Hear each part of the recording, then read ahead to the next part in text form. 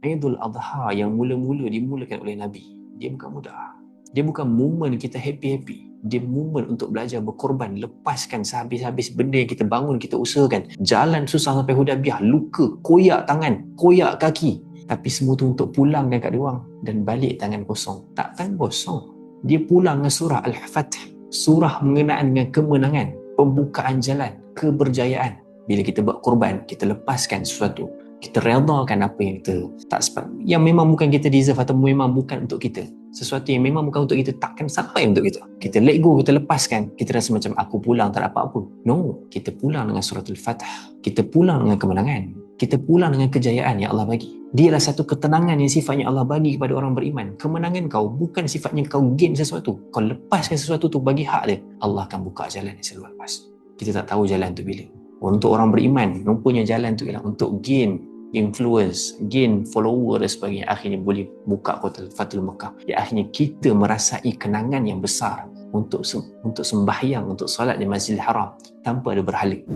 Auzubillahi minasyaitonirrajim. Bismillahirrahmanirrahim. Alhamdulillahi rabbil alamin, wassalatu wassalamu ala asyrafil anbiya'i wal mursalin wa ala alihi wa sahbihi ajma'in. Qala rabbi shrah li sadri wa yassir li amri wa hlul 'uqdatam min lisani yafqahu qawli. Rabbi zidni ilman warzuqni fahma.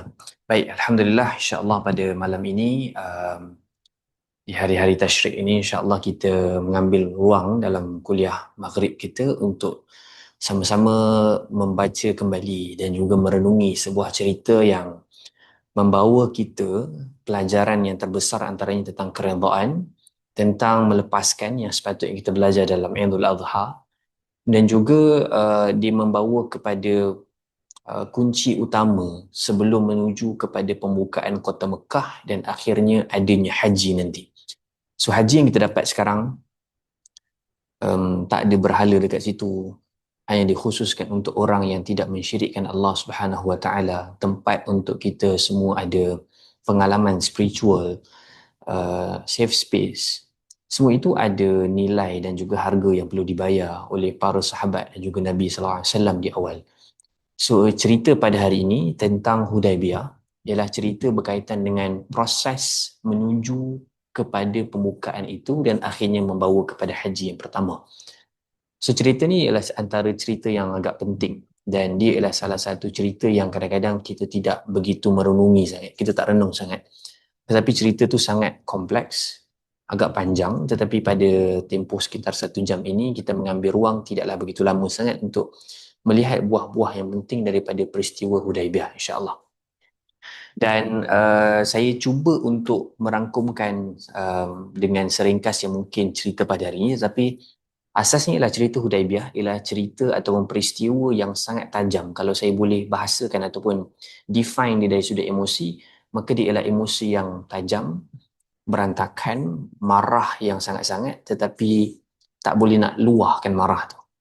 Untuk mudah faham, dia adalah satu keadaan yang kita akan jumpa banyak negosiasi, negotiate yang berlaku ketika dalam di border antara menuju kepada Mekah tu, iaitu di kawasan Hudaybiyah. So Hudaybiyah tu ialah dia just beberapa langkah nak menuju ke Mekah. Jadi perjalanan itu ada satu border yang mana disusahkan, direceh-recehkan, diremehkan dan sebagainya. So bagi sesiapa yang pernah melalui satu proses tak boleh nak masuk ke tanah yang dia nak masuk, contohnya macam mungkin dia travel, bila dia travel sampai ke satu tempat ada isu dengan pasport, kena tahan 2 jam, kena tahan sampai 5 jam. Saya pernah melakukan proses benda tu, ada isu visa yang menyebabkan proses tu pergi balik, masuk pejabat keluar, masuk pejabat keluar, masuk pejabat keluar, dan akhirnya dipulangkan semula ke Malaysia. Itu ialah satu keadaan yang saya sangat mengerti, semakin mengerti cerita ini nilainya ketika mana saya sendiri melalui proses negotiation yang non-stop, deal dengan orang yang memang sebenarnya tak nak negotiate, dan akhirnya tutup ruang sepenuhnya dan kemudian memang kena patah balik. So inilah cerita Hudaybiyah. Cerita di mana seorang Nabi SAW bermimpi untuk menunaikan umrah. So cerita ni berlaku pada tahun yang ke-6, tahun ke-6 Hijrah. Nanti saya cerita sikit pasal background cerita ni. Berlaku pada tahun 6 Hijrah, 6 Hijrah maksudnya dan dia berlaku pada bulan sebelum Zulhijjah. Zulhijjah musim haji, Zulqa'dah ialah salah satu daripada bulan haram. yang mana mereka keluar tanpa persiapan ataupun persediaan untuk perang. Mereka memang betul-betul keluar dengan tulus, ikhlas, dengan niat yang sangat murni untuk menuju ke Mekah melakukan umrah. So basically tak pernah berlaku umrah lagi lepas daripada penghijrahan berlaku. Lepas daripada hijrah, inilah kali pertama Nabi cuba membawa seluruh sahabatnya pergi menunaikan umrah. Tak ada plan apa-apa, just datang, nak buat umrah, balik. Itu je. Tapi akan ada banyak benda yang berlaku sepanjang proses. Untuk mengetahui dan memahami psikologi orang Mekah ketika itu dan juga orang Madinah ketika itu, mari kita balik sekejap ke belakang. Iaitu peristiwa setahun sebelum itu, iaitu Khandaq. Kita semua dah tahu, perang-perang yang utama, khususnya pada 6 hijrah yang terawal ni, iaitu antaranya yang pertama ialah Perang Badar. Perang Badar dan menang besar, kekalahan yang sangat dahsyat bagi orang-orang Mekah ketika itu, orang-orang kafir Quraisy. Kemudian ada timbal balik, iaitu dendam, berlawan pada Uhud. So Uhud ni basically separuh masa pertama itu menunjukkan kemenangan orang Islam, tetapi lepas tu ada isu yang telah juga dikritik oleh Allah SWT tentang harta rampasan dan sebagainya yang menyebabkan mereka um, di di dilanggarlah ketika itu. Kemudian Uhud kita nampak ada satu kekalahan moral yang sangat dahsyat dalam kalangan orang yang beriman. Lepas tu ada perang kecil lah kita nampak antaranya Bani Mustalaq. Ada beberapa perang kecil ya. Tetapi lepas daripada tu kita akan nampak perang Khandaq. Perang Khandaq ni berlaku pada 5 Hijrah. Tahun ke-5 Hijrah berlaku pada Syawal. So basically bulan Syawal ni adalah bulan yang ke-10 lah dalam bulan Islam. Bulan ke-10 macam Oktober. Bulan ke-10 hujung-hujung lah Syawal, hari raya. So ketika mana kita kena tahu setahun sebelum tu, setahun daripada Hudaibiyah ni ialah berlakunya perang Khandaq. Perang Khandaq ni tuan-puan, kita boleh rangkumkan Madinah almost tak ada. Almost rebah, almost hancur sehancur-hancurnya waktu Khandaq. Khandaq ni dipanggil juga perang Khandaq sebab ada parit yang besar. Dipanggil juga dengan perang Ahzab. Boleh baca surah Al-Ahzab. Perang Ahzab ni sebab Ahzab ni atas perkataan hizb, iaitu kumpulan-kumpulan. So orang-orang kafir Quraisy ni berjaya untuk kumpulkan seramai yang mungkin orang-orang Arab di sekitar daripada kawasan tu. Semua kumpul, akhirnya membentuk satu kumpulan 10,000 orang. 10,000 orang ni 10,000 tentera tau. Kita kena faham 100 orang tentera pun kalau datang satu tempat boleh hancur tempat tau. Sebab dia ada skill, dia ada tentera, dia ada kemampuan dari sudut senjata dan sebagainya. Ini 10,000 orang tentera. Dan waktu tu dekat Madinah ada lebih kurang 3,000 orang yang bukan tentera pun. Maksudnya 3,000 orang ni termasuk dengan civilian. Termasuk dengan orang-orang ibu, anak kecil dan sebagainya. Ini total lebih kurang 3,000 orang.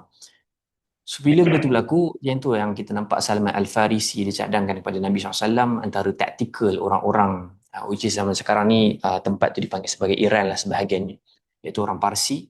Salman Al-Farisi datang dari Parsi. So dia kata kita bina parit yang dibina sekitar seminggu sahaja. Yang sepatutnya kalau kita tengok, kalau kita study dalam tradisi sirah dan riwayat-riwayat menunjukkan bahawasanya perang Khandaq tu ataupun dia punya parit tu dibina dalam keadaan yang sepatutnya diambil masa berbulan-bulan atau maybe tahun. Tapi mereka dapat bina ataupun mereka korek dalam tempoh 6 hari ataupun 7 hari sahaja. Yang sampaikan kat situ kita nampak peristiwa yang Nabi lapar dan sebagainya.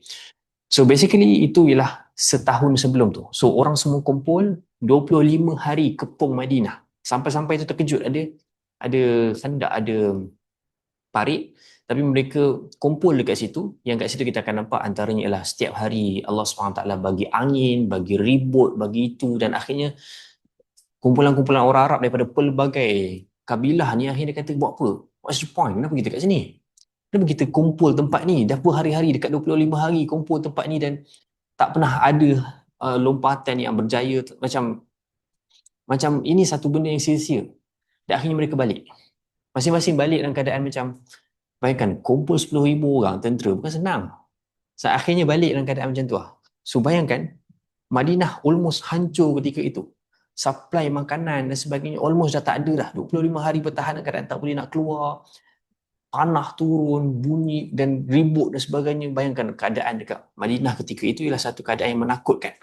Sangat-sangat menggentarkan dan akhirnya hilang macam tu reda-reda. Setahun lepas tu, anniversary. Bila anniversary, tiba-tiba Nabi SAW kata, Nabi mimpi sallallahu alaihi wasallam, Nabi bermimpi bahawasanya um, Nabi bermimpi, aku bermimpi menunaikan tawaf dan aku menyelesaikan, iaitu aku melakukan umrah. So basically bila Nabi SAW mimpi, ialah um, satu benda yang real lah. Qad sadaqallahu rasulahu ru'ya bil haqq. So mimpi Nabi ni lah mimpi yang benar. Jadi bila Nabi bagi tahu yang dia mimpi, so Nabi SAW keluarkan 70 ekor unta. Amat banyak lah 70 ekor unta. Yang Nabi punya sendiri, Nabi beli, Nabi punya sendiri dan sebagainya, Nabi bawa. Dan ramai kebanyakan orang kata dia nak ikut. So kharaja Nabi sallallahu alaihi wasallam zaman Hudaybiyah min al-Madinah fi bid'ah asyarah mi'ah min ashabi. Nabi SAW keluar menuju ke Hudaybiyah pada zaman Hudaybiyah lebih pada 1000 sahabat, sebahagian daripada riwayat mengatakan 1400 sahabat. So 1400 sahabat ni nak menuju ke Mekah. Kemudian bila sampai dekat Zulhaifah tu, baginda SAW sampai pakaikan dekat binatang ternakan ataupun binatang yang akan dikorbankan tu ada tanda. Kemudian sebahagian besar daripada mereka sudah berihram daripada Madinah. So sekarang mereka menuju ke Mekah. So ini perjalanan bermula. So basically Nabi mula dengan mimpi saja. So bayangkan perjalanan 1400 orang. Tahun lepas baru saja negara ini almost hancur, collapse dan sebagainya. Sekarang patah balik pergi ke Mekah, tempat di mana orang yang memulakan serangan, ketua utama dan di sekeliling tu ialah orang-orang Arab yang termasuk dalam tim Ahzab untuk serang Madinah. Sekarang ni semua orang Arab tengok 1400 orang ni pakai ihram menuju ke Mekah. Inilah satu kemenangan psikologi yang macam dia ni tak takut ke? Kita kalau kita pergi kat mana-mana tempat perang, lepas daripada setahun, kita akan ingat lagi, memori tu masih segar. Masih segar apa yang berlaku, keadaan yang, ketakutan yang berlaku, dikepung, diserang dan sebagainya. So mereka menuju ke Mekah. So dalam perjalanan menuju ke Mekah, Nabi SAW tidaklah dipanggil sebagai menuju tu dalam keadaan walaupun senjata tidak bersama dengan ihram. Dikatakan bahawasanya mereka ada juga senjata tapi mereka letak dekat beg lain ataupun dekat haiwan yang lain kerana nak katakan ini bulan haram. Bulan haram ni bila menuju, orang-orang Arab memang pegang bahawasanya tiada peperangan langsung pada bulan ini. Bulan ni tak ada langsung gaduh ke apa, tak ada. Ini bulan haram. Bulan di mana akan berdamai dan semua negotiation ataupun semua keadaan perlu selesaikan dengan baik. Sebab tu juga tak ada perang berlaku kat sini. Tetapi Hudaybiyah juga dipanggil sebagai perang Hudaybiyah. Kenapa sebahagian kitab sirah panggil benda ni sebagai perang Hudaybiyah? Kerana mengatakan Hudaybiyah ni walaupun nanti kita nampak negotiation dia tak putus, tapi dia menunjukkan sisi begitu perang secara mental dan juga secara intelektual tu sangat-sangat dahsyatlah untuk mereka bercakap sebagainya. So mereka hantar wa ba'atha 'ainan min Khuza'ah. So dia hantar seorang perisik daripada Khuza'ah. Khuza'ah ni basically dia bukan seorang Mekah, dia bukan orang Madinah, dia orang lain. So Nabi hantar, namanya Busar. So Nabi hantar Busar untuk hantar pergi ke Mekah. Nak tahu dulu orang respon Mekah ni bila orang-orang Madinah dah on the way ni, orang-orang Islam Madinah dah on the way, dia cakap apa? So kata Busar, dia pergi mana-mana, pergi pasar lah, beli jagung lah, beli apa-apalah, wallahu alam. Dia dengar semua orang cakap, kita memang akan bunuh dia. Kita memang akan pukul dia. Kita memang akan make sure perang. Sampaikan dia dengar kata-kata yang secara konsisten orang kata kita akan bawa semua anak isteri kita turun medan perang. Inilah kata-kata orang Arab. Bila orang Arab kata bawa isteri, bawa anak-anak pergi perang, maksudnya mereka sanggup mati dan mereka takkan pulang balik.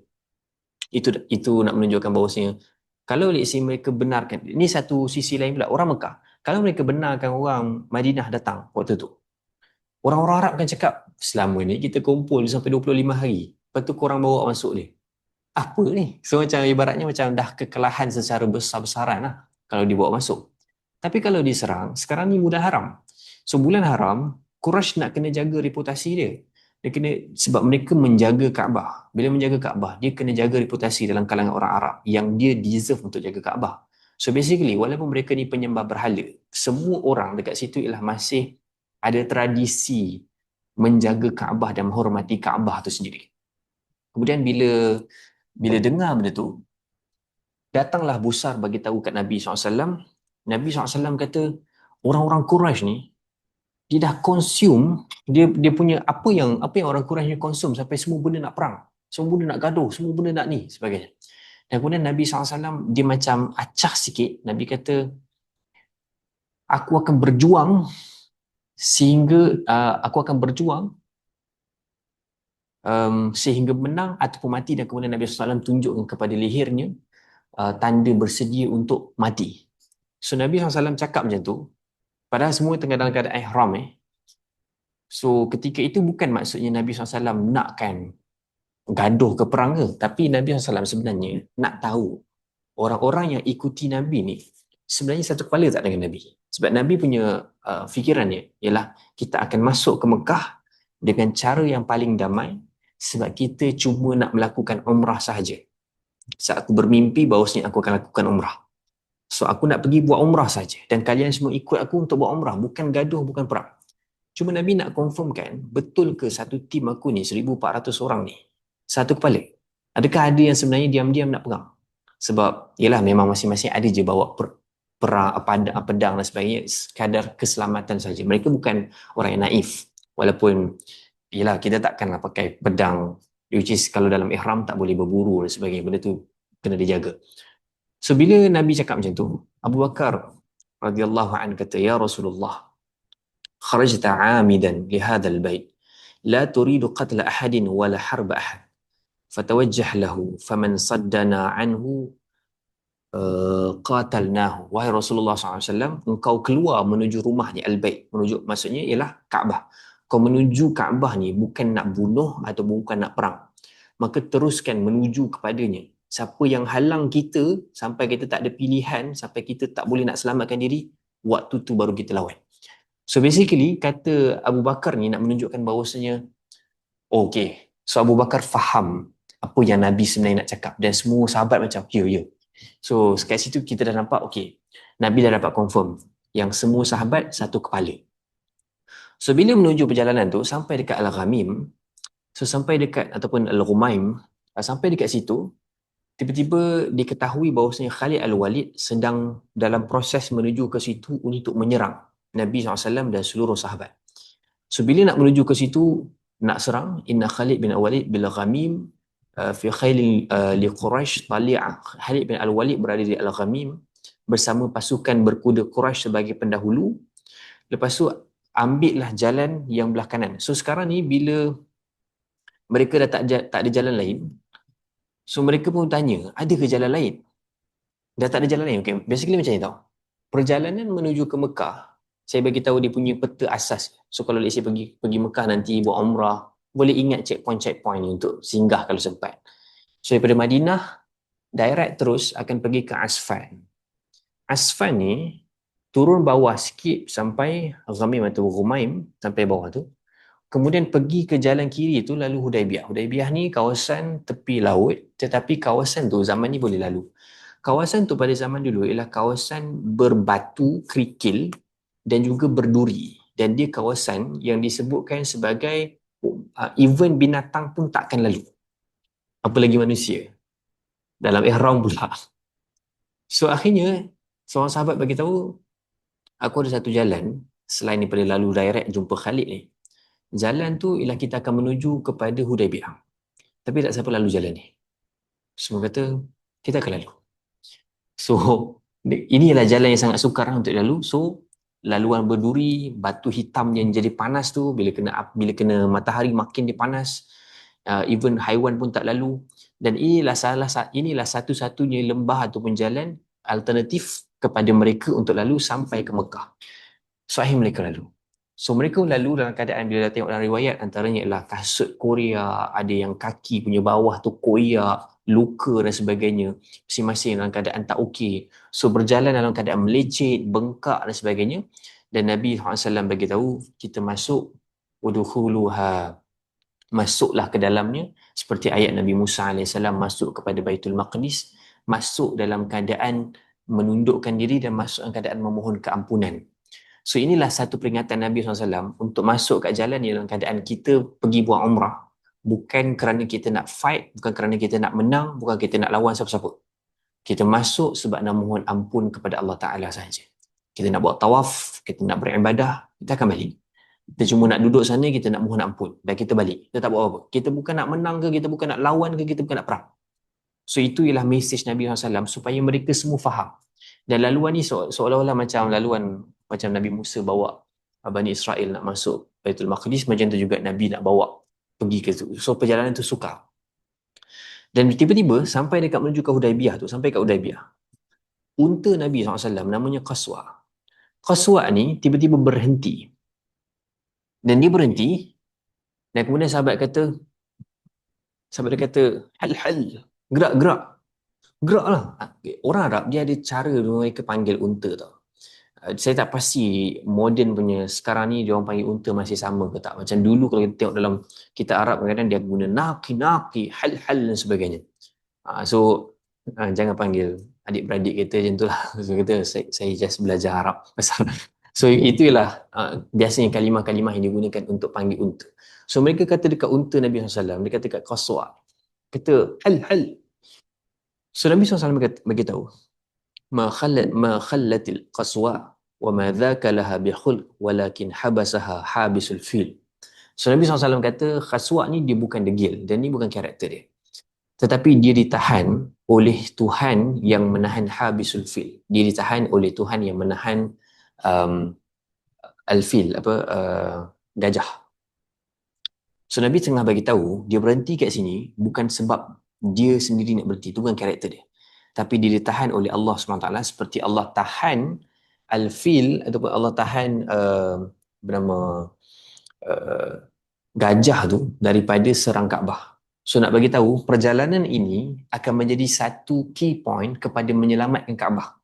Macam mana satu perjalanan nanti, macam mana orang-orang Mekah dahulu dijaga oleh Allah Taala, ditahan daripada fil. Bukan maksudnya yang orang-orang Mekah, orang-orang Madinah ni akan serang Kaabah, bukan. Maksudnya perjalanan ini semacam satu keadaan yang mana akan lebih menyelamatkan Kaabah daripada berhala-berhala. So nanti kita akan tengok dekat ujung. Kemudian bila benda tu berlaku dan akhirnya mereka terpaksa berhenti. So mereka terpaksa berhenti dekat kawasan situ ialah kawasan yang tandus sebab dia bukan jalan utama dan hanya satu-satunya benda yang ada dekat situ adalah air telaga. Yang air telaga tu sangat-sangat macam tak ada air sangat pun. So bayangkan ada 1,400 orang sahabat sekarang, dah ada ratusan unta. Bayangkan Nabi saja ada 70 unta yang Nabi bawa. Ni yang orang lain ada yang bawa unta untuk sembelih, ada yang bawa unta untuk korban, ada yang bawa unta untuk makanan sepanjang perjalanan. Basically unta sangat banyak. Unta ni kita tahu minum air yang sangat banyak dan sekarang tak ada.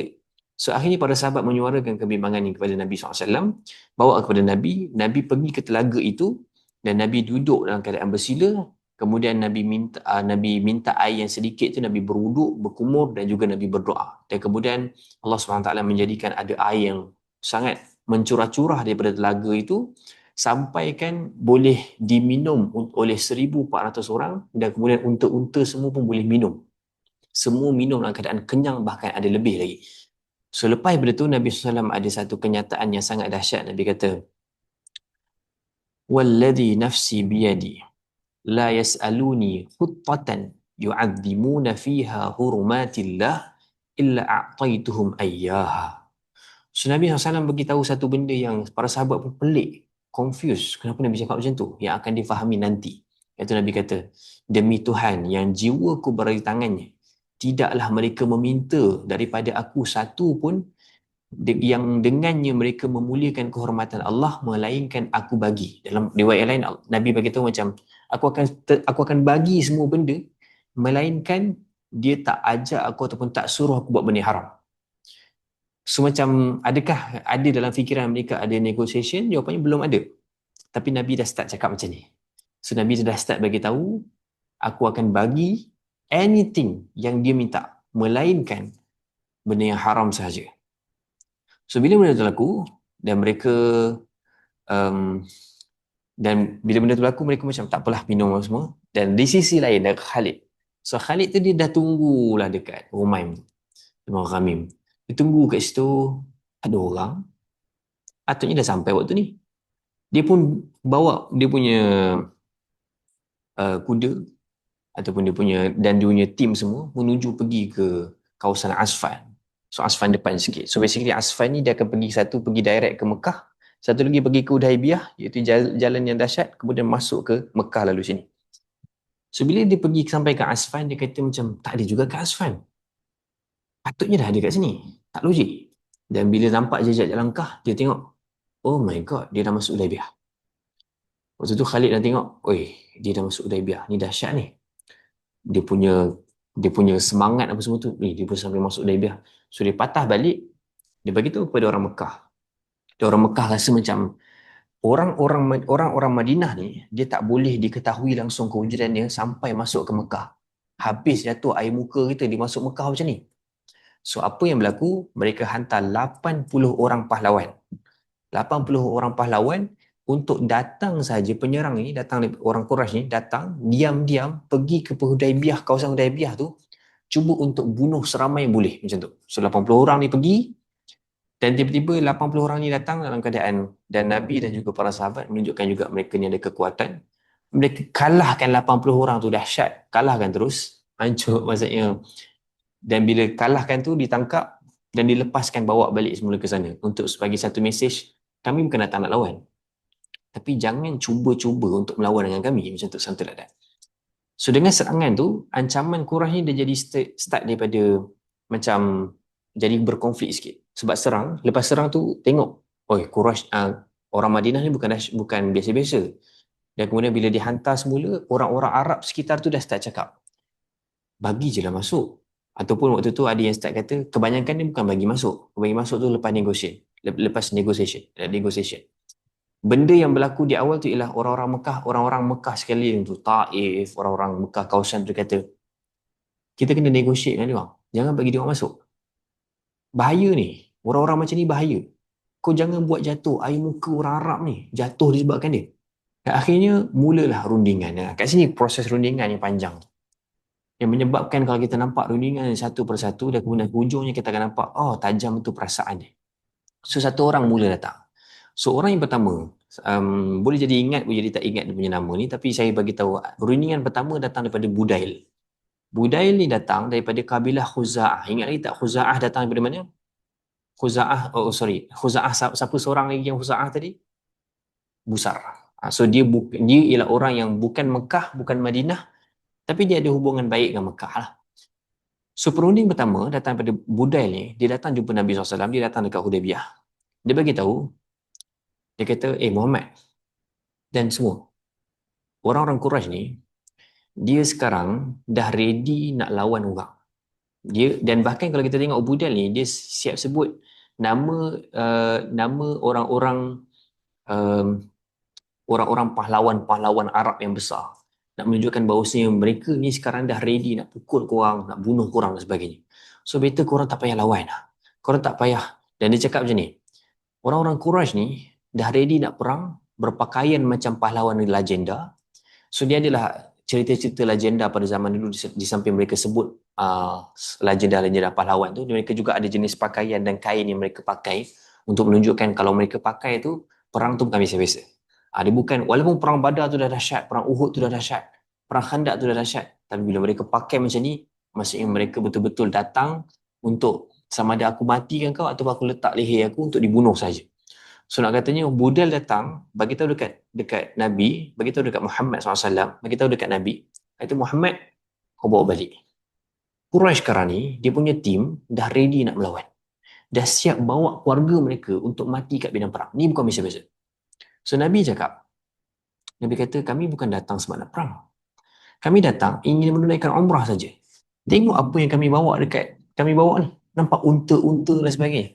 Nabi juga cuba untuk negosiate dalam bentuk yang secara fikiran duniawi pun rugi tolak Nabi. Maksudnya rugi tolak pergerakan daripada Madinah ni yang bawa sebanyak-banyak unta. Sebab bila unta ni dikorbankan, siapa yang dapat? Orang Mekah. Orang Mekah akan dapat puluhan, bahkan ratusan unta kurban, atau mungkin ribuan unta kurban yang sifatnya free. Maksudnya satu kumpulan yang sangat besar datang ni. Mungkin daripada Yaman, mungkin daripada tempat lain pun tak seramai dan sebesar ini binatang kurbannya. So binatang kurban tu akan disembelih dan akan diberi kepada orang-orang dekat Mekah. So basically ekonomi mereka akan bagus, orang-orang miskin akan dapat makanan, akan dapat sifman dan makanan yang banyak dan sebagainya. Mereka tak akan bawa lepas tu Lala move pula bawa pergi Madinah. Tak. Memang haiwan daripada korban memang akan stay dekat Mekah. So secara logik Nabi cuba untuk logik kan. Tengoklah binatang korban ni kami datang bukannya. Dan tengok dengan hiasan-hiasan yang kami letak pada binatang korban tu juga satu tanda orang Arab untuk gambarkan yang macam binatang ni kita takkan kacau. Ada hiasan-hiasan dekat situ. So bila benda tu berlaku, kita akan nampak orang-orang Quraisy lepas tu Budai kata, okay, so Budai dengar, Budai berhati-hati sebab dia ni bukan Quraisy. So dia balik dia jumpa Quraisy. Dia kata, jika kalian ingin dengar apa yang aku dengar darinya, aku boleh sampai. Tapi kalau tak, aku akan diam. Basically macam ni. Budaya cakap, kau nak dengar apa yang kau nak dengar je ke ataupun kau nak dengar apa realiti sebenar? So Quraisy kata, kau tak payah cakap apa-apa lah. So itu sebahagian golongan. So, golongan yang lebih diplomatik, dia kata, weh, dia dah jadi orang yang negotiate untuk kita. Kau cakap. So bila cakap, Budaya kata, Muhammad ni datang, dia bukan nak perang.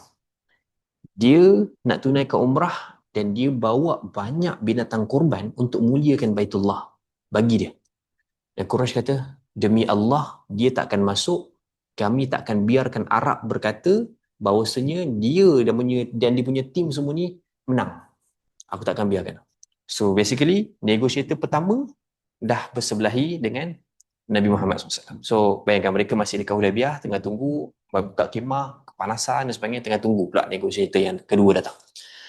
Datang pula negotiator yang kedua, Urwah. So Urwah datang daripada Al-Thaqafi ataupun dia datang dari Taif. Basically Taif ni antara figur-figur besar ataupun basically macam ni tau. Antara ekonomi yang besar juga walaupun di Malaysia ni antaranya lah di tanah-tanah tinggi, Genting dan sebagainya. So basically itulah dia. Sebab Taif ni dekat tanah tinggi tau. Peranginan punya tempat. So ini Urwah turun semua, datang wakil daripada Taif ni bagi tahu biar aku deal pula dengan dia. So Urwah turun, dia kata kepada dia kata kepada semua, kepada orang-orang Arab ni, dia cakap, Muhammad, kau betul-betul nak perangi kaum kau sendiri ke? Dia cakap, ada ke orang Arab? Kau renung balik, ada ke orang Arab yang duduk macam ni? Dan apa yang dibawa oleh Urwah ni ialah nak bagi tahu bila dia tengok dekat golongan-golongan Nabi SAW ni bersama dengan Nabi, ialah orang yang macam-macam bangsa dan sebagainya. So nak kata macam, ni geng apa ni? Geng apa ni? Kumpulan apa ni? Ada bangsa hitam, ada bangsa putih, ada orang daripada Iran, ada orang daripada Parsi, ada orang ni. Ni apa benda ni? Ada ke orang Arab kumpul nak jatuhkan orang Arab sendiri? Engkau ni duduk dengan geng-geng yang kurang, tiba-tiba nak datang dekat Mekah, nak jatuhkan orang Arab sendiri. Macam tu. Dan waktu tu, tuan-puan, ada juga yang dan dia juga pelikir kan, dia ada perkataan dia kata, aku tak nampak wajah-wajah yang boleh dipercayai kat sini. Dia orang semua ni akan lari dan tinggalkan kau nanti. So Urwah cakap macam tu. So basically Urwah berlaku secara rasis lah. Dia macam, contohnya macam kita ada kawan-kawan yang non-Malay ke apa, so ada kawan yang Melayu, dia kata macam tak ada orang boleh trust kat sini contohnya. So itulah kata-kata rasis yang keluar daripada Urwah. Dan Abu Bakar radhiyallahu anhu marah sangat dan dia keluarkan kata-kata. Dekat sini first time saya nampak dalam hadis yang sahih menunjukkan bahawa Abu Bakar juga mencarut, iaitu satu orang yang sangat mulia, keluar kata-kata yang tek macam tu. Saya tak nak sebut benda tu. Cuma dia kata macam tu. Sampai kan Urwah kata, siapa yang cakap benda tu? Siapa? Sekali tiba-tiba Abu Bakar kata, aku yang cakap. Dan Urwah kata, kalau disebabkan aku tak ada hutang dengan kau, aku memang dah bunuh kau. Macam tu. So nak katanya, satu sisi lain, Abu Bakar punya kaya tu, sampai pembesar, orang besar, pemimpin daripada Taif pun hutang dengan dia. Nak kata dahsyat dia punya loan ni, dia bagi loan kepada orang-orang besar ni. Kemudian bila benda tu berlaku,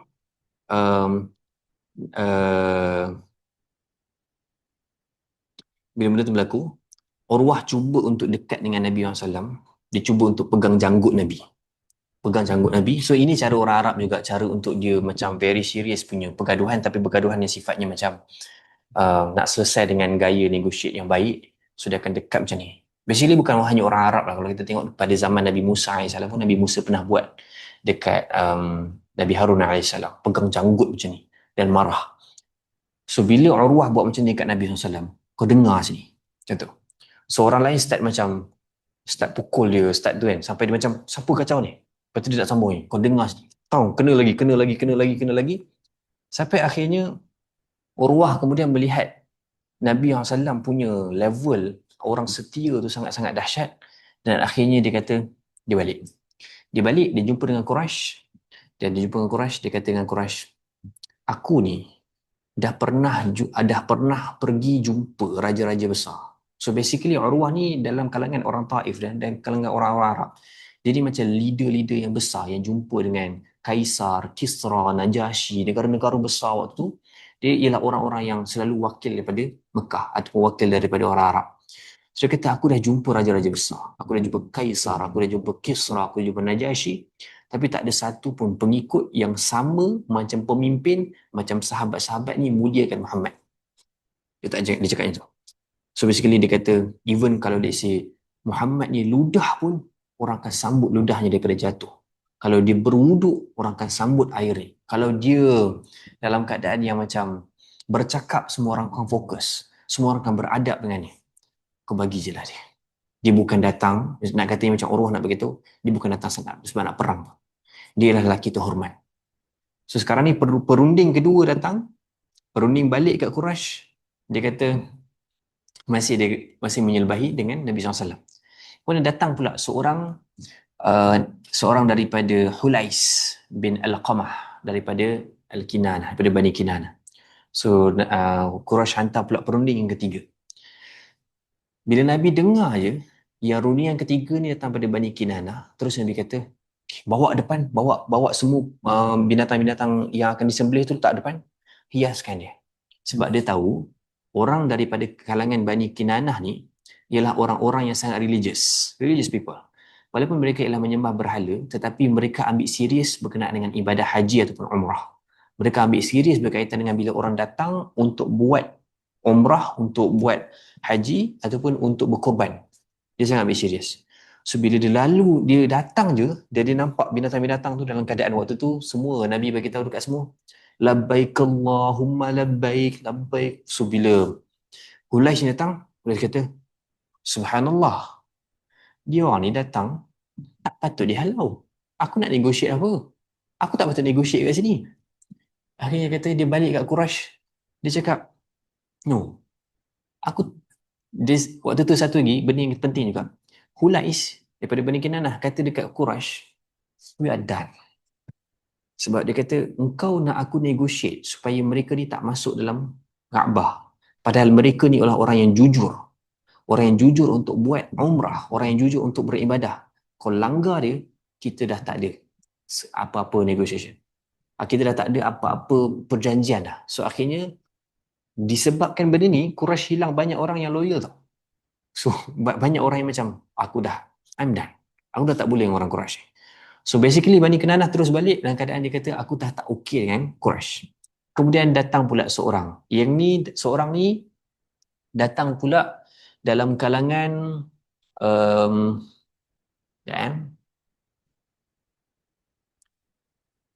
okay. Bila Hulais datang,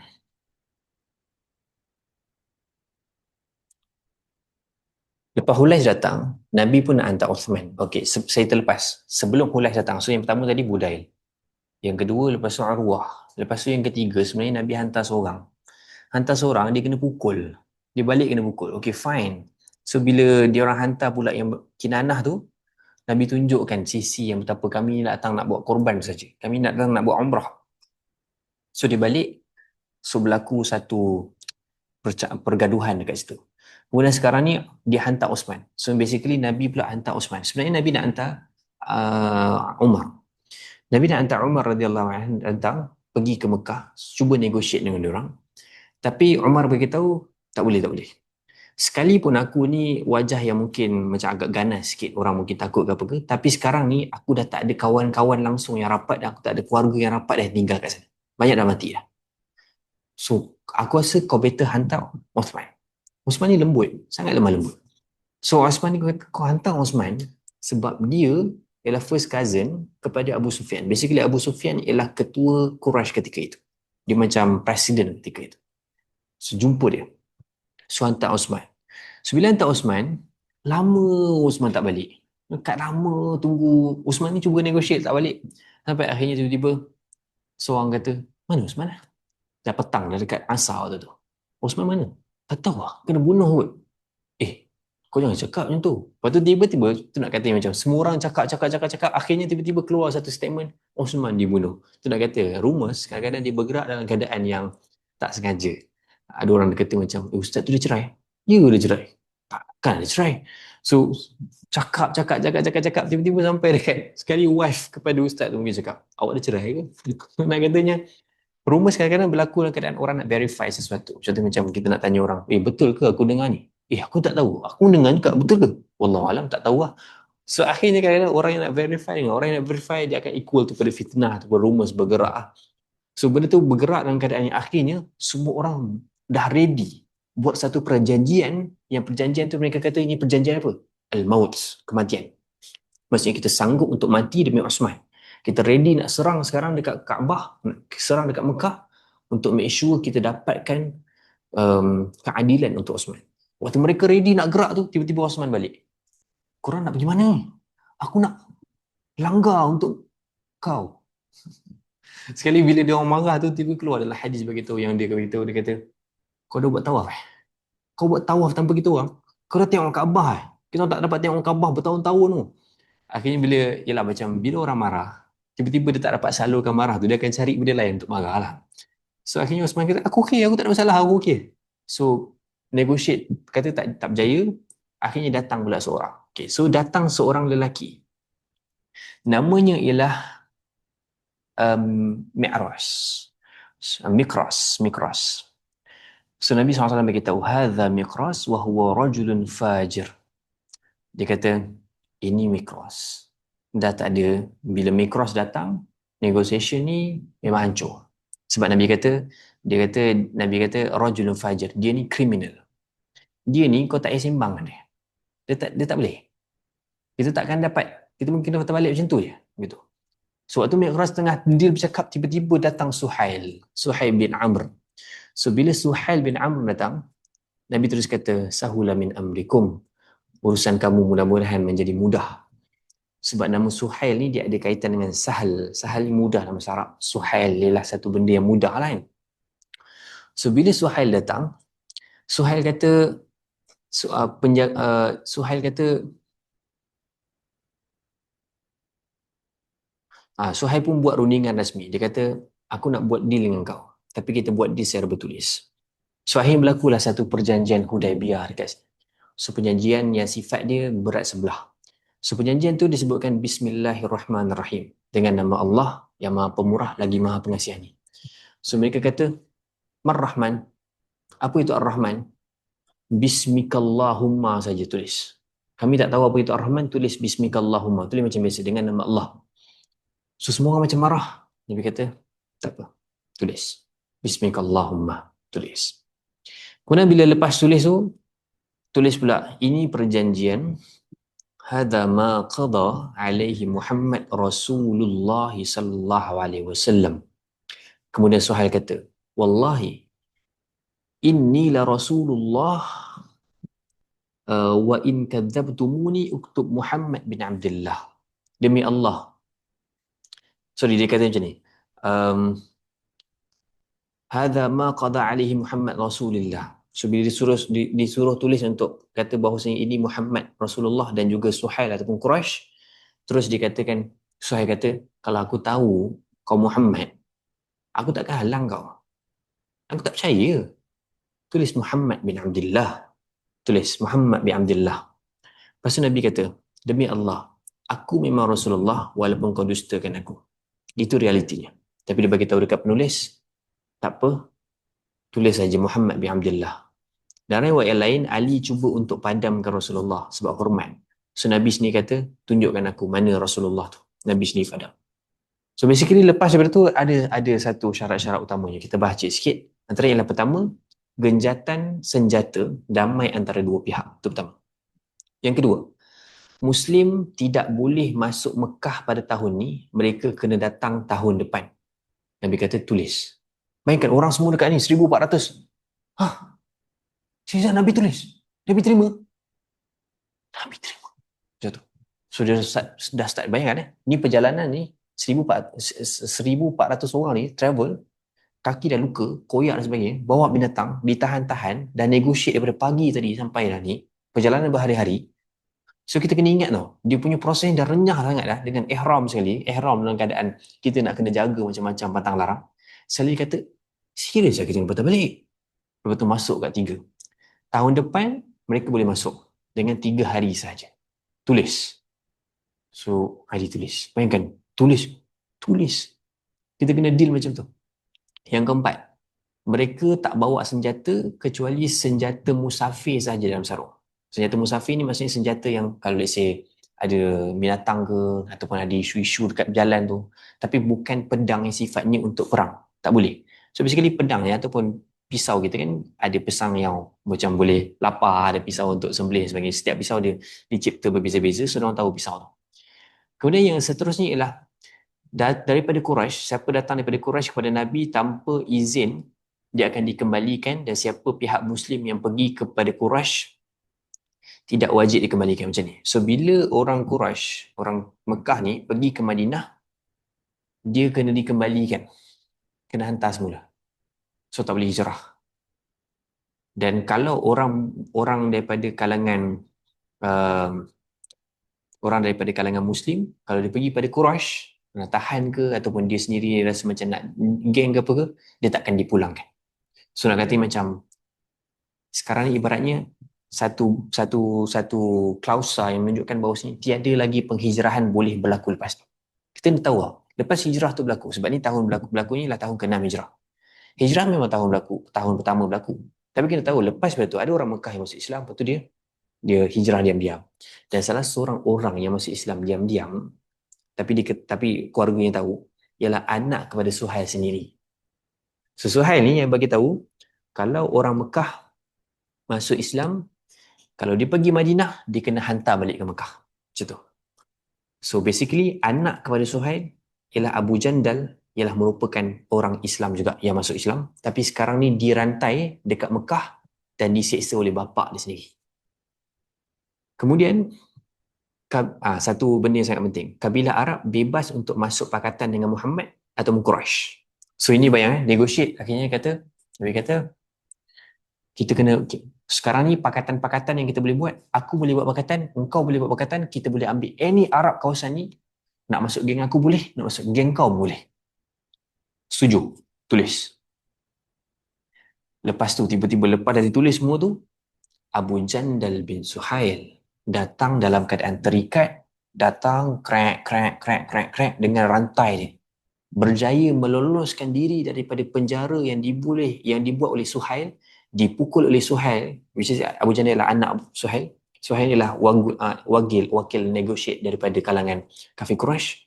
Dia datang, dia tiba-tiba lari tu dan dia nampak ada orang Islam kat sini, dia tahu dia dengar cerita bahawa ada orang Islam kat situ, dia terus nak pergi situ supaya dia boleh diselamatkan bersama dalam geng Islam tu dan balik ke Madinah. Sebab dia dah sakit sangat diserang, dipukul dan sebagainya. Tiba-tiba bila sampai dekat situ, Suhail kata, ini yang tengah jalan ni orang pertama yang perlu dipulangkan berdasarkan daripada perjanjian. Bayangkan 1,400 orang yang Islam tengok macam mana.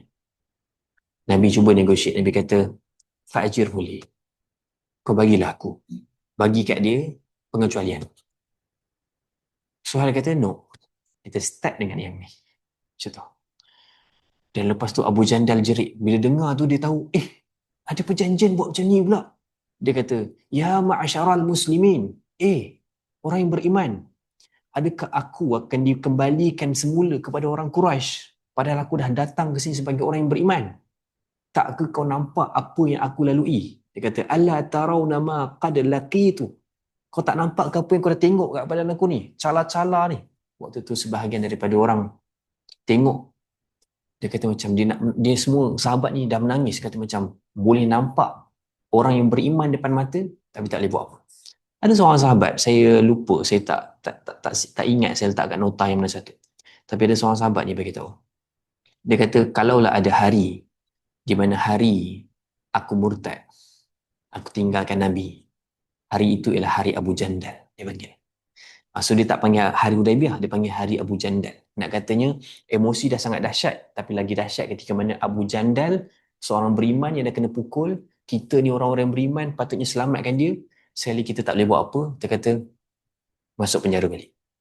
Tuan-puan, bayangkan satu hari, tiba-tiba kita buat negotiation, ada orang Gaza duduk kat dalam penjara, berjaya lari, loloskan diri, dudukkan kita, tiba-tiba kita buat satu perjanjian, kita bagi tahu, yang lari daripada dia, kita kena pulang balik. Kita pulang. Apa perasaan kan? Boleh kita tengok muka orang Gaza tu? Ui, kita tak boleh tengok. Sedih. Macam berat lah. Tapi benda tu ialah benda yang perlu dilaksanakan. Kemudian Nabi SAW beritahu, Ya Aba Jandal, isbir wahtasib. Fa inna Allah ja'ilun lak wa liman ma'aka minal mustad'afin faraja wa makhraja. Nabi beritahu kat Abu Jandal, dia berkata bersabarlah dan bertahan, harapkan pahala, harapkan kekuatan. Sesungguhnya Allah SWT akan jadikan untukmu dan orang-orang lemah ada jalan keluar. Nabi kata, sabar, tahan sikit. Sebenarnya ada jalan keluar. Kita kena lalu fasa ni dulu, baru ada jalan keluar. Orang sahabat semua nampak macam, cerita ni akan buat kan, sebab kita cerita panjang pasal negotiate ni. Kita akan nampak, bila kita nampak cerita pasal redha ni, kita rasa macam, tak boleh make sense. Kenapa Nabi redha dengan benda ni? Kenapa diterima benda ni? Kita tak boleh make sense. Dan bila benda tu dah berlaku, akhirnya Abu Jandal dibawa pulang dan Nabi bagi tahu dekat Suhail, kau jaga dia dulu. Aku dah negotiate dengan kau, something like macam tu. Dia macam ada satu pesanan khusus, at least kau janganlah buat teruk sangat dekat Abu Jandal. So kemudian Suhail bawa balik Abu Jandal, bawa balik Mi'ras, bawa semua balik. Dan akhirnya mereka semua berada kat Hudaibiyah. Dan suasana waktu tu sepi. Diam, sunyi. Dan kemudian Umar bila dengar benda tu, bila dengar satu-satu, Umar diam sampai Umar cakap, bukankah kau Nabi Allah? Nabi kata, bala, ya. Nah, bukankah kita alas nabil haq? Bukankah kita dalam keadaan kebenaran dan mereka tu kebatilan? Nabi kata, ya, betul. Lepas tu Umar kata, habis tu kenapa kita rendahkan diri kita? Kenapa rendahkan agama kita? Nabi kata, inni Rasulullah walastu a'sihi wa huwa nasiri. Aku ni Rasulullah, aku tak akan dihakain Allah Subhanahu Wa Taala, dia pasti akan tolongku. Umar waktu tu rasa macam marah sangat kan. Dia marah. Kemudian dia pergi pada Abu Bakar. Kata, Abu Bakar, dia tanya pada soalan yang sama. Bukankah dia Rasulullah? Bukan ke benda yang kita buat ni betul? Bla bla bla, dia tanya macam tu. Abu Bakar waktu tu diam sebab Abu Bakar pun dalam keadaan marah. Abu Bakar pun rasa macam, perjanjian ni kenapa? Bayangkan kita jalan macam tu, tiba-tiba kita dah titik noktah dan semua dah balik, dah tak ada jalan pulang. Dah tak ada dah nak negotiate balik ke, panggil balik ke, tak ada. Kan kita pernah buat satu negotiation yang sifatnya macam, kenapa aku buat macam tu Dan kita jadi terduduk kat situ lepas buat keputusan. Dan kadang kita tak tahu nak buat apa. Lepas tu, Umar marah Abu Bakar diam, Abu Bakar tak nak cakap sebab selalunya tuan-puan, kalau kita study, bila Umar naik suara sikit dengan Abu Bakar, dengan Nabi SAW, bila Umar naik sikit dia suara pada Nabi SAW, Abu Bakar terus naik suara. Abu Bakar terus, kau jangan cakap macam ni. Hari ini kita menyaksikan Abu Bakar diam ketika Umar naik suara. Abu Bakar pun dalam keadaan yang heavy, berat. Sebab tadi pun Abu Bakar pernah dia terkeluarkan kata-kata buruk juga. Abu Bakar seorang yang sangat philosophical, sangat diam, sangat manis, tiba-tiba berlaku macam tu. Dan kemudian Abu Bakar bila dah naik suara sangat sampai Umar ni nak kacau sangat Abu Bakar ni, dia kata, innahu la Rasulullah wa laysa ya'si rabbah wa huwa nasiruh fastamsik bi gharzih fa wallahi innahu 'ala al-haq. Bila Umar dah kacau dia sangat, dia kata, dia Rasulullah, dia takkan dihakai Tuhannya, Allah akan tolong dia, pegang kuat-kuat pada jalannya, demi Allah dia memang atas kebenaran. Dalam kata lain, dia memang atas kebenaran walaupun kita tak faham. Kau diam, kau jangan panjang percakapan. So study, semua orang cakap Rasulullah waktu air keluar kan daripada perigi, semua orang rasa macam ini memang Rasulullah, memang mukjizat. Sekarang soalan-soalan macam, serius lah, Nabi terima macam ni? Lepas tu Nabi SAW kata, Qumu fanharu summahliku. So Nabi SAW dalam keadaan macam tu, Nabi kata, bangun, sembelihlah binatang kamu dan cukur kepala kamu. So, semua orang dalam keadaan Nabi tengah cakap ni, semua orang diam. Termasuk Abu Bakar, termasuk Umar, termasuk yang lain. Diam, tak nak pandang. Nabi kata, kumu fanharu summahliku. Bangun, sembelih binatang kamu, cukur kepala kamu. Semua diam. 3 kali Nabi cakap, bangun, sembelih, cukur kepala kamu. Kemudian diam. Bila diam, inilah satu keadaan yang berat untuk Nabi. Sebab semua sahabat ni dikenali sebagai sami'na wa ata'na. Kami dengar, kami patuh. Kau cakap apa, kami dengar. Kau suruh buat apa, kami dengar. Kau kata lalu Hudaibiyah, kami dengar Hudaibiyah. Kaki kami koyak, kami lalu. Kau suruh padam, kami padam. Kau suruh buat apa, aku akan buat. Tapi bila keadaan ni berlaku macam ni, dah bawa berat-berat sampai dekat Mekah, dah berapa langkah je nak masuk Hudaibiyah ni, kena patah balik. Kita dah deal dengan diorang, takkan buat umrah hari ni, balik, tahun depan baru buat, tapi 3 hari je, balik. Kau deal apa ni? Semua marah. Akhirnya Nabi masuk kat kemah, Nabi cakap dengan Ummu Salamah. Ni so isteri Nabi yang ikut tu, Ummu Salamah. Kata kat Ummu Salamah, diorang tak dengar cakap aku. Ummu Salamah kata, keluar je. Keluar, awak keluar, awak buat sendiri, jangan cakap dengan siapa-siapa. Awak sembelih, awak panggil tukang cukur, awak cukur. So Nabi pun buat macam tu. Bila Nabi sendiri buat, bila Nabi sembelih, Nabi cukur, dan kemudian sahabat-sahabat semua pandang, fine. Semua pun bangun, semua cukur, semua sembelih. Dalam keadaan waktu tu, menyaksikan orang sembelih dalam keadaan air mata, menangis. Fine, aku tak boleh masuk. Fine, aku dah habis duit macam ni, beli unta dan sebagainya, habiskan, tinggal sikit untuk anak isteri aku kena habis, dah aku tak dapat buat korban kat sana. Sekarang ni aku buat korban binatang ni, hantar balik ke orang yang halang aku. Fine, buat macam tu. Sampai kan dalam riwayat mengatakan hampir-hampir luka dan sebahagian daripada kepala mereka luka sebab marah sambil buat tu, marah tapi buat macam kerana fine, kalau ini jalan untuk redha, fine, macam okey, nam, tamam, okey, buat sampai berdarah macam tu. So bila buat kerana marah tu macam okey, aku buat macam tu. So ketika itu akhirnya dalam keadaan yang macam semua dah selesai tu, so sekarang mereka berjalan balik. So bila mereka jalan balik nak pulang tu, sekarang ni Omar pula bila dah reda semua balik dalam keadaan nangis, dalam keadaan berat, dalam keadaan macam apalah. So Omar bila dah reda tu, dalam perjalanan dah panjang, mungkin dah tak tahu dah, mungkin sehari ke apa, dia dah start rasa macam, kenapa aku naik suara tadi? Kenapa aku naik suara? Dia pun cuba untuk dekat dengan Nabi SAW, untanya. Selain Nabi tak nak pandang. Jalan balik. Try lagi, tak nak. Try lagi, tak nak. Sampai kan bila macam tu, Umar kata, orang lain macam, Nabi dah kau tak pandang, kau habis lah kau. At least aku marah tadi, aku tak cakap macam tu kat Nabi. So, ibaratnya macam tu. Macam, aduh, sekali tiba Nabi panggil. Umar, sini dekat dengan aku. Tu Umar macam, ya Allah, habis. Ayat Quran turun ni. Sebab waktu tu nampak momen macam ayat Quran turun. Dan Nabi baca satu ayat. Inna fatahna laka fatham mubina. Sesungguhnya aku telah membuka kepada kamu pembukaan yang sejelas-jelasnya. Umar terkejut. Ini kemenangan? Nabi kata, ini ialah kemenangan. Ini kemenangan. Maksudnya tadi, ini maksudnya kemenangan kan? Dan waktu tu semua dengar, dari sudut kesedihan, semua tengah sedih, semua tengah keliru, semua tengah nak explanation. Akhirnya Al-Quran dah membuatkan mereka rasa cukup. Kata, bila Allah kata ini menang, bila Allah puji setiap orang yang melaksanakan cukur pada hari itu, setiap orang yang berjanji pada hari itu, setiap orang yang loyal dengan Nabi waktu itu, walaupun dalam keadaan marah, semuanya dipuji oleh Allah Ta'ala, semuanya dikatakan bahawa dalam kemenangan. Waktu itu ketenangan datang pada mereka. Apa pun yang khusus untuk kami, ya Allah, kami redhakan. Dan selepas daripada isu tu, setahun lepas tu ada umrah qada. Panggil umrah qada maksudnya mereka datang 3 hari saja.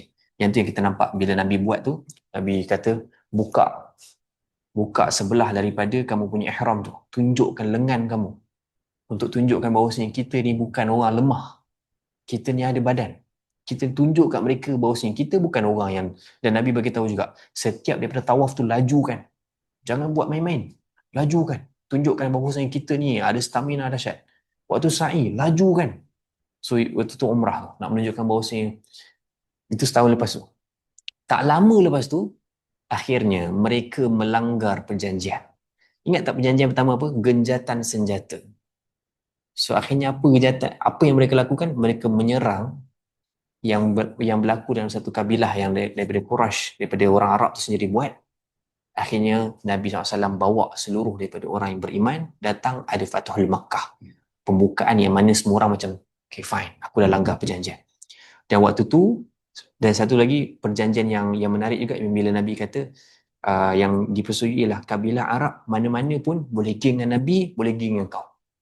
So nak katanya dalam tempoh setahun, 2 tahun tu, prosesnya Nabi SAW, kita buat umrah fine, tapi kita dapat tangguh tak apa, tapi kita dah boleh kumpulkan orang Arab tanpa diganggu. Dan kita ada keamanan, maksudnya kita takkan ada perang yang menyebabkan itu, sebab tengah gejatan senjata. So waktu gejatan senjata ni aku akan kumpulkan sebanyak-banyak orang, sebab tu kita nampak pembukaan kota Mekah, ribuan orang masuk dalam kota Mekah dalam keadaan semua ketakutan, dan akhirnya semua angkat tangan. Sebelum akhirnya mereka boleh menunaikan haji yang pertama ketika itu. Mereka kena lalu satu keadaan yang mana mereka pergi, dihantar pulang dalam keadaan mereka habis ribuan, bahkan puluhan ribu untuk buat benda tu. Ini pelajaran yang besar tentang redha. Sebab redha ni akan mengajar kita bahawasanya dia tak semestinya kita terus okey. Dia bermula keadaan marah-marah, geram, tak okey, tak setuju, bergaduh dan sebagainya. Tapi ia menunjukkan kepada kita bahawasanya jalan redha tu memang sukar, dan tapi kita belajar juga bahawasanya mereka tak dikritik ketika mereka marah tu. Dan itu juga pelajaran bahawasanya bila kita study pasal topik marah dalam Quran ataupun marah dalam agama ini, ada marah yang diberikan justifikasinya, tak dikritik. Maksudnya bila ayat tu turun daripada surah Al-Fatih, nanti balik ni ataupun habis sesi ni lepas daripada solat Isyak nanti, tuan-puan kalau ada masa cuba baca surah Al-Fatih, baca balik, renung balik, tengok balik apa emosi para sahabat lepas daripada surah ni turun kepada mereka ketika mana mereka melalui episod yang sangat disukarkan, berat, direcehkan dan sebagainya, dan episod tu tajam, menusuk, marah, sedih, tak nak cakap dengan Nabi, rasa tak okey, rasa macam diam, rasa macam bingit, tengok Abu Jandal kena tarik balik, rasa macam momen kekalahan seorang lelaki, momen kekalahan orang-orang beriman, momen kekalahan orang yang ada kuasa, momen kekalahan yang orang ada upaya. Ini adalah satu benda yang sangat dahsyat dalam Hudaibiyah, menunjukkan bahawa negotiation itu memang berat. Walaupun dia negotiate, dia bukan perang, tapi dipanggil sebagai perang di dalam sejarah Islam kerana dia satu perang yang sukar untuk lalu, tapi sebab dia negotiate. Wallahualam, mudah-mudahan kita belajar sesuatu yang besar dalam Hudaibiyah ni di hari-hari kita menyembelih kita punya Ismail kita. Sebahagian kita ada yang telah menumbangkan kambing, lembu, kerbau dan sebagainya. Hari raya pertama, hari raya ni esok pun ada ruang untuk kita buat. So dalam tempoh hari-hari ni, bila kita sembelih tu, kita kena ingat bahawasanya, sebab ada waktu kadang kawan-kawan, tuan-tuan, perempuan, bila kita sembelih, kita korban, kita rasa macam kita deserve dan kita entitled untuk dapat bahagian kita nak kan. Yelah kita dah sembelih, terasa macam, bagilah tulang tu kat aku, bagilah tu kat aku dan sebagainya. Kan sembelih. Kan kita buat sembelihan. Kita kena ingat, Idul Adha, yang Idul Adha sudah ada sebelum tu, tapi Idul Adha yang ditunjukkan momen sebagai benda yang besar ini secara beramai-ramai, ini kali pertama ketika era tu. Idul Adha kita best, seronok, korbankan, makan ramai, seronok, happy dan sebagainya, tunjuk kat social media. Idul Adha yang dikonsider sebagai Idul Adha yang dipamerkan yang pertama ni, dia bukan Idul Adha yang mudah, menangis. Idul Adha yang mereka sembelih mendatang, hantar barang makanan ni kepada orang Mekah yang tolak mereka daripada masuk, yang halang mereka, yang bawa balik Abu Jandal. So ini bukan satu keadaan yang bagi makanan kepada orang yang mereka tak suka. Kita kalau dah buat korban, lepas buat korban tu kita adik-beradik, ada kadang-kadang kita bergaduh, adik-beradik ke bergaduh tu. Orang kata macam bagilah binatang tu kat dia, bagilah daging. Tak nak dia. Aku nak bagi asnaf yang aku suka. Ya, Adha tu mengatakan bahawa korbankan, jangan fikir pasal daging sendiri. Walaupun kita rasa macam nak, yelah, ambil lah sikit. Kita memang akan bagi bila kita peserta tu kan. Kita ambil lah bahagian sikit sebab kita dah buat. Tapi janganlah sampai bila kita tak rapat tu kita marah-marah. Kita cakap, apa masjid tu bagi macam ni. Kita ni buat ni patut ni bagi bahagian-bahagian yang sedap kat kita. Kan kurban. Redha kan apa yang kita bagi tu. Maksudnya once kalau kita keluarkan bagilah 800, 1000. 1000 tu untuk tak fikir pulangan kita. Ialah kita pulang, kita buangkan ataupun kita serahkan harta kita. Jadi dalam bentuk binatang ternakan. Binatang yang boleh disembelih. Bagi ke orang. Ambil sikit tak apa, sikit. Tapi jangan berkira pasal kita nak apa. Saya terfikir benda tu sebab saya cakap dengan wife saya, kambing tu ambil yang tulang yang bahagian tu. Lepas saya tu kan, lepas tu saya pun semalam sebelum kelas ni saya study lah balik pasal Hudaibiyah. Saya terus kata dengan isteri saya kata, jangan minta apa-apa. Kalau dapat, tak dapat sudah. Saya macam salah. Saya rasa macam tak patut aku cakap macam tu. Sebab aku meminta sesuatu yang patutnya bahkan orang beriman ni belajar mengorbankan habis. Dan pengorbanan kita bukan hanya dari sudut binatang tu. Ini untuk siapa yang bawa korban. Korban kita dari sudut kita punya jawatan. Kadang-kadang kita nak menangkan jawatan kita sampai kita melakukan ketidakadilan kepada orang yang kita tak suka, orang yang kita tak senang. Bayangkan, orang yang kita tak senangi, orang yang mereka tak senangi. Suhail, orang-orang Quraisy yang serang mereka, yang hantar 80 orang untuk pukul dan bunuh mereka diam-diam tu. Itu semua tak ambil kira. Mereka marah. Tapi mereka kena bagi balik. Sebab hak tu, hak orang Mekah. Bila buat korban untuk dekat Kaabah tu, maksudnya basically kita kena bagi kat orang-orang Mekah. Walaupun tak suka dia, tapi itu hak bagi. Asnaf, dia buat hal macam mana pun, itu hak dia, kita bagi. Nak katanya kita belajar untuk melepaskan tu, belajar keadaan let go terus. Kan apa yang kita tak sempat, yang memang bukan kita deserve atau memang bukan untuk kita. Sesuatu yang memang bukan untuk kita, takkan sampai untuk kita. Kita let go, kita lepaskan. Kita rasa macam aku pulang tak dapat apa. No. Kita pulang dengan suratul Fatah. Kita pulang dengan kemenangan. Kita pulang dengan kejayaan yang Allah bagi.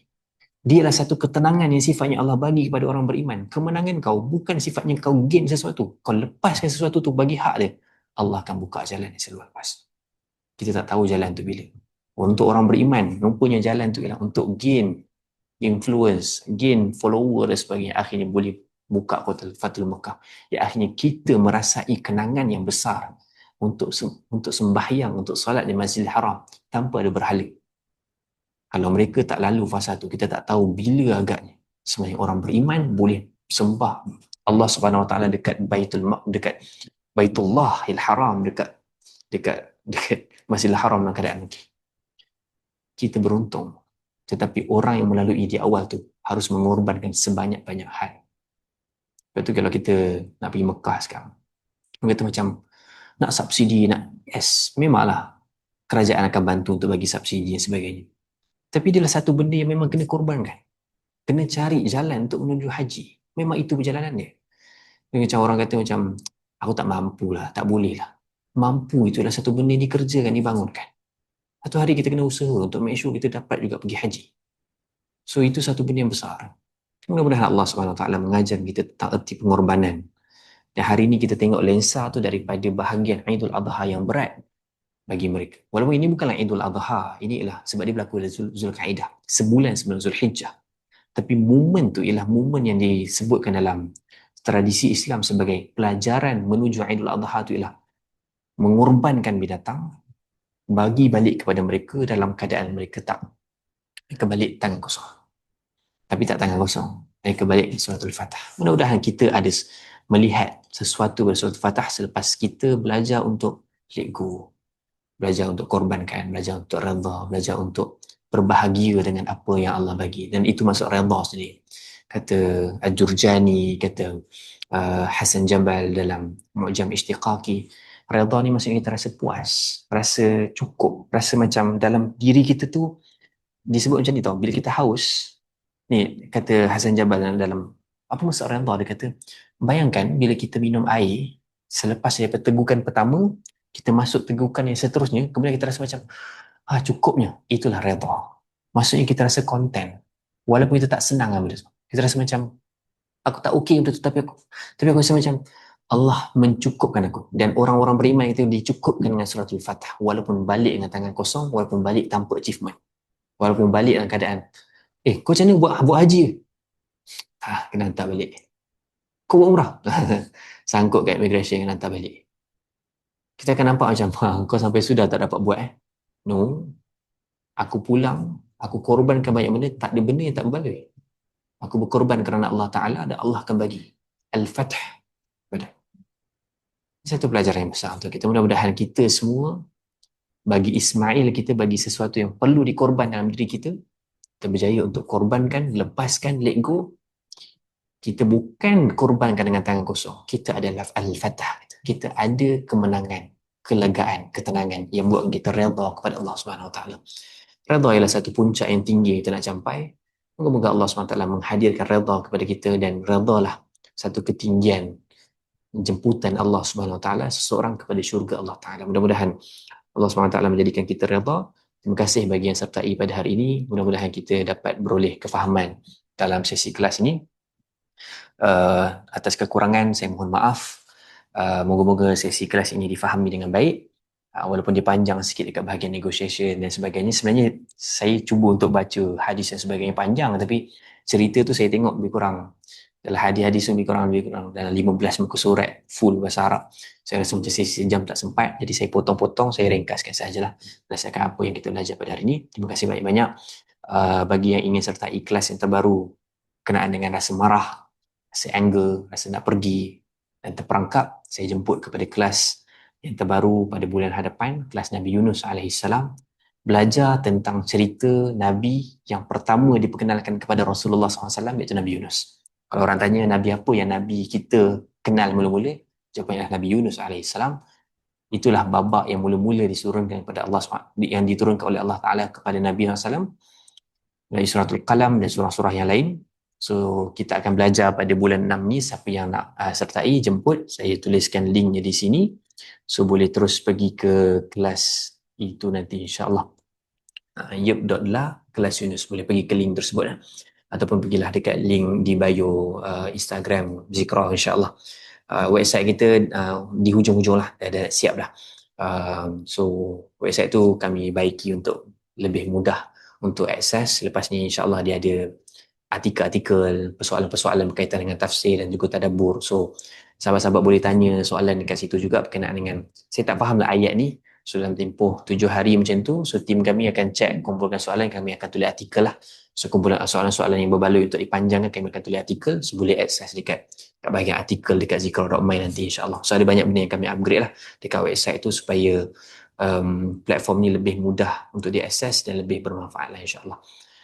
Terima kasih banyak-banyak dan jumpa untuk di kelas yang latest nanti akan datang, di kelas Nabi Yunus AS. Jemput berdaftar, dan kelas terbaru kita belajar tentang Nabi Yunus, belajar tentang emosi marahnya, tentang rasa macam tak okey, tentang rasa nak pergi dan akhirnya rasa terperangkap, tak boleh nak buat apa dalam perut ikan di dalam laut.